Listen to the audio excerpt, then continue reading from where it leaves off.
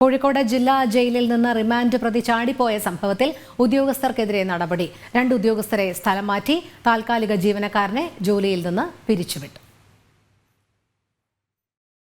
ഈ മാസം 1-ാം തീയതി രാവിലെയായിരുന്നു പന്നിയങ്കര സ്റ്റേഷനിലെ മോഷണക്കേസിൽ ഉൾപ്പെട്ട പുതിയങ്ങാടി സ്വദേശി മുഹമ്മദ് സഫാദ് ജയിൽ ചാടിയത്.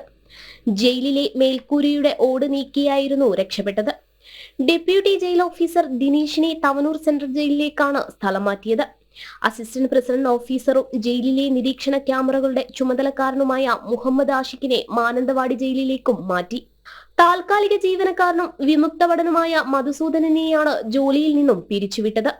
സംഭവത്തിൽ അന്വേഷണം നടത്തിയ മാനന്തവാടി ജയിൽ സൂപ്രണ്ടിന്റെ റിപ്പോർട്ടിന്റെ അടിസ്ഥാനത്തിലാണ് ജയിൽ അധികൃതരുടെ നടപടി.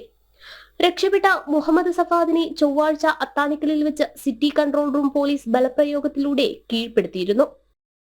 ജനം, കോഴിക്കോട്.